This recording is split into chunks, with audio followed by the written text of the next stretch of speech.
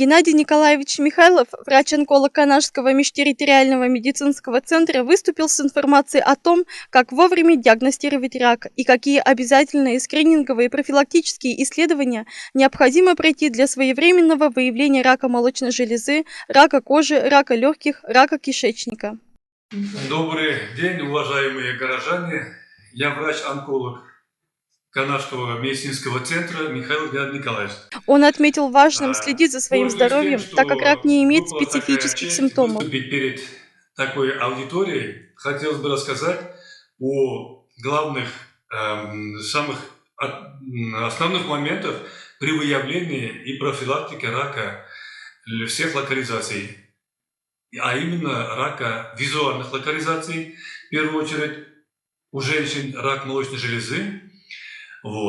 Данный рак очень легко выявлять на ранней стадии, коллеги. Поскольку у нас по проекту давно уже в нашей больнице стоят аппараты, в том числе маммографический аппарат, каждой женщине после 40 лет до 50 каждые 2 года должна женщина проходить маммографию. А после 50 лет женщины должны проходить ежегодно уже маммографию, чтобы выявить рак молочной железы на ранней стадии. За прошлый год, справочно, мы выявили всего 28 случаев рака молочной железы. Из них 80% выявлены на ранней стадии. Это все те женщины, которые пришли к нам на профилактические медицинские осмотры, то есть без предъявления каких-либо жалоб. И таким образом, благодаря такому скрининговому методу обследования мы выявляем ранние раки молочных желез.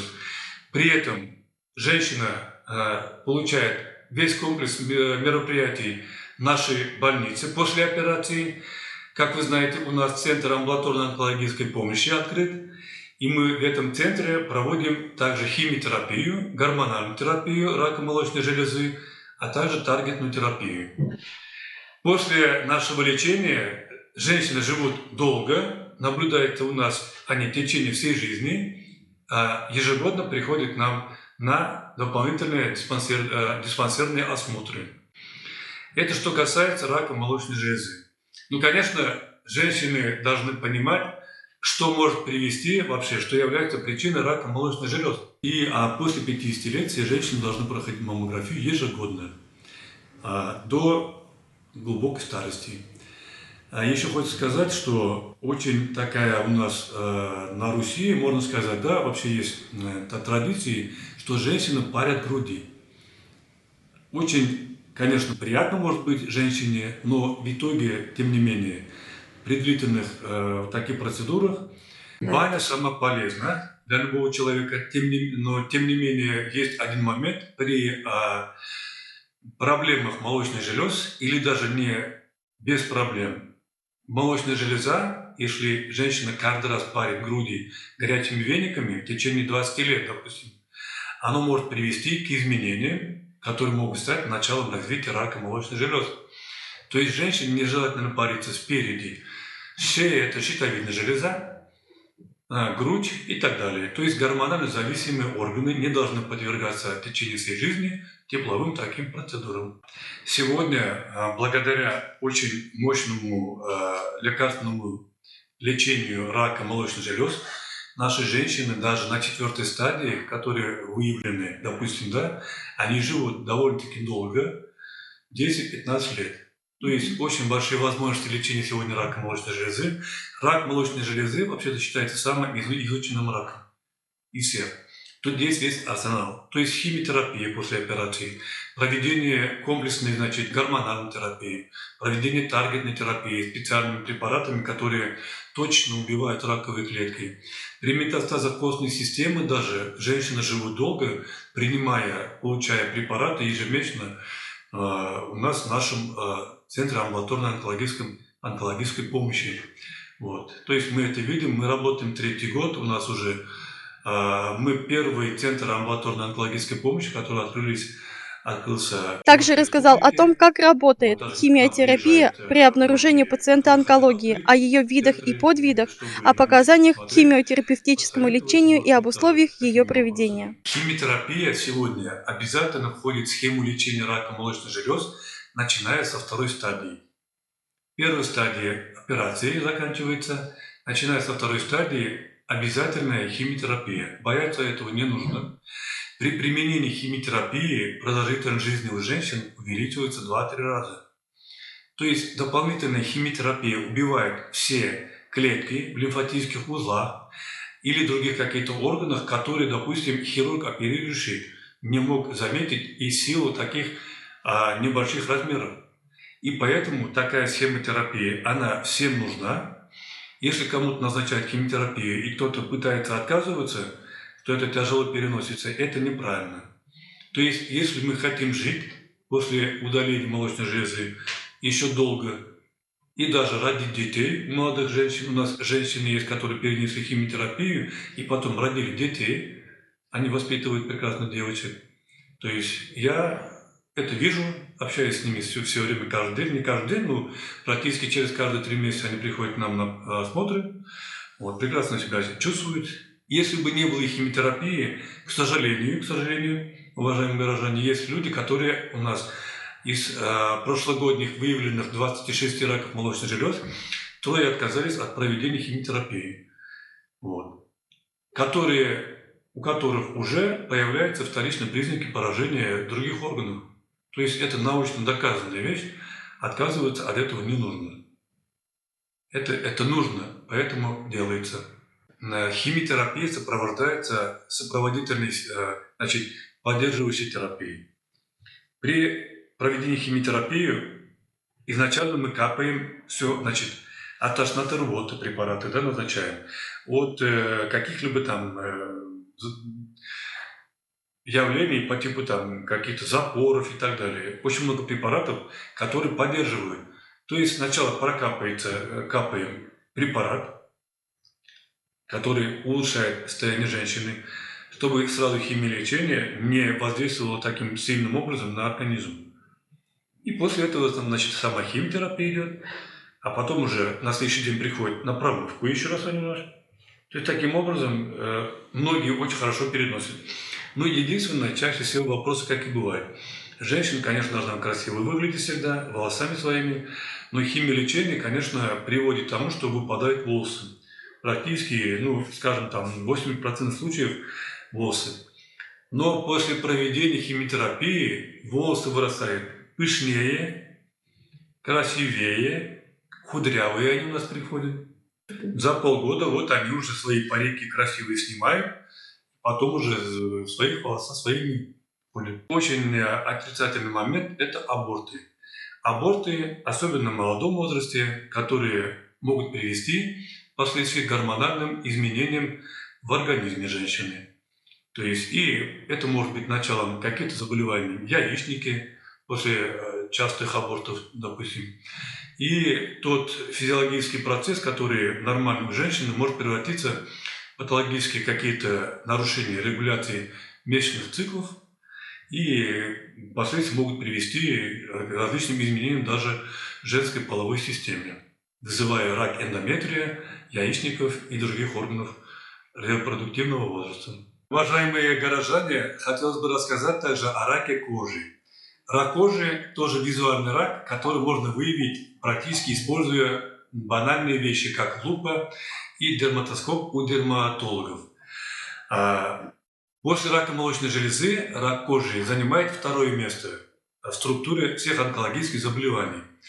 Чаще всего заболевают люди белого цвета кожи, то есть, можно сказать, блондинки, да, и те, которые любят очень отдыхать в жарких странах по много и получать такой слишком выраженный загар. Таким образом, подвергая свою кожу разнообразным изменениям, и который может явиться причиной образования меланом. Вот. Хотелось бы сказать о том, что если мы все хотим отдыхать на море, мы должны поехать не к солнцу, а к морю. Мы должны загорать утреннее и вечернее время, чтобы этот вот солнцепек не попал, значит, не вызывал ожог кожи. И, конечно же, сейчас имеются в продаже очень много разнообразных гелей и кремов для того, чтобы защитить кожу при отдыхе на морях. Об этом надо помнить. Вот, хотел сказать. Есть, конечно, очень много у нас пациентов, которые имеют различные папилломы или пигментные невусы. Простыми словами говоря, это родимые пятна, которые имеются практически у каждого человека. Надо всегда следить за этими родимыми пятнами. Их надо беречь. То есть еще один момент, который может привести к раку кожи, это все население наше сегодня моет свою кожу жесткими мочалками. Жесткие мочалки продаются везде. И таким образом, моясь всю жизнь, мы подвергаем нашей коже хроническому травматизму, травме кожи. И вот это вот простые такие пути, которые могут помочь нам всем защититься от рака кожи. Следующий рак, который тоже встречается очень часто, это у мужчин, это рак легких. Рак легких встречается чаще всего у мужчин. Если за прошлый год мы в нашей больнице выявили 16 случаев рака легких, из них заболело 13 мужчин и всего лишь 3 женщины. 14 мужчин курили, стаж курения 40 и более лет. То есть среди которых 60 лет курили или 50. Вот. Очень простая логика. Профилактика рака легких. Чем меньше люди курят, тем меньше заболевают. Если бы удалось нам сократить курение среди населения до нуля, то мы практически избавились бы от рака легких. Ну, как женщины заболели, то тоже понятно, что они жили долгое время рядом с мужчинами, которые курили. То есть женщина тоже может стать объектом для того, чтобы заболеть раком рядом с курящими мужьями. Об этом тоже надо помнить. То есть действительно ничего сложного в этом нет. Бросили курить, и рак легкого как бы нет. Тем не менее, естественно, очень широко распространено среди молодежи курение сигарет, сейчас электронных, насколько я вот сейчас название помню.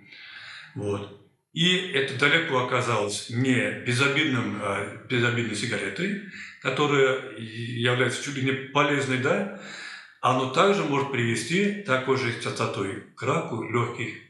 Будьте осторожны и помните об этом. Рассказывайте об этом своим детям, своим внукам, что это может привести тоже к раку легкого. Несколько слов хотел сказать о раке кишечника. Рак кишечника сейчас выходит на первое практически место среди заболеваний в структуре злокачественного образования желудочно-кишечного тракта. Причиной является, во-первых, питание. Мы абсолютно перестали питаться правильно. Мы чаще всего, перекусами пользуемся на работе. И приходя домой, мы вечером на ужин наедаемся, можно сказать, перегружая весь наш кишечник. Сразу, первый, второй, третий в одном флаконе, все остальные прелести. И, конечно же, при этом человек ему хочется только спать и лежать на диване. То есть все эти факторы тормозят нормальные функции кишечника. И при этом это переедание аналогично, то есть равно перепитию. Правильно говоря или нет, когда перепивают алкоголь или переедают, в такой же степени страдают все системы пищеварительного тракта. Вот, поэтому. И дальше, мы чаще должны питаться овощами, то есть нам всегда не хватает клетчатки. Раньше, если у нас, скажем, наши родители и бабушки, дедушки меньше болели раком кишечника, из-за того в их рационе мяса не очень-то много было.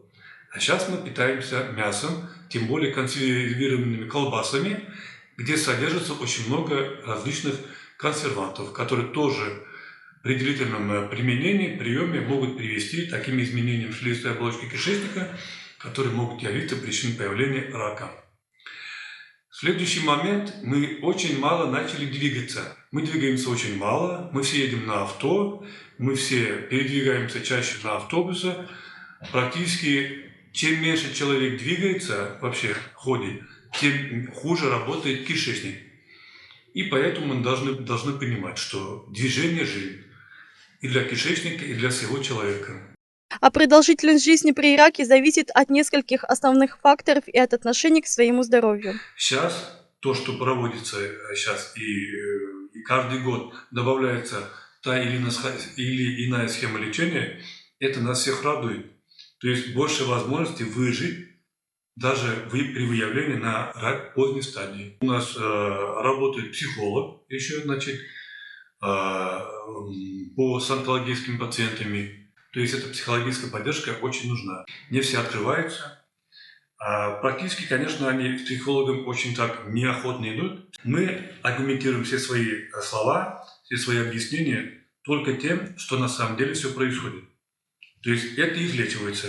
Женщина говорит в прошлый раз: у меня же горячая линия еще. Тут Южный Куст звонит до 2 часов. Потому что онкологов очень мало осталось в отделении, в районах. Вот, поскольку мы 8 районов проводим химиотерапию, то есть Южный Куст приезжает сюда. Вот. И, естественно, у них у всех телефоны есть, и вообще спрашивают о вещах, там обезболивание вопрос возникает, да? А всех пугает, конечно, при обезболивании какие-то наркотики. Вообще наркотики, когда назначаются, это не означает, что это последняя стадия, и тут на этом дело закончено. Иногда нам приходится прибегать к наркотикам систематически при лечении этих больных. То есть, где усиливается болевой синдром, мы назначаем курсами этот препарат, морфин, допустим, даже, да, или пластыри фентаниловые. Вот. Через некоторое время мы их снимаем, и человек уже долго еще живет на фоне химиолечения, на фоне всех лечений, у них боли уходят. То есть сегодня рак расценивается как хроническое заболевание, которое обостряется при появлении метастазов. Считается, что это обострение. Это опять лечится, проводя, значит, те или иные различные методы лечения.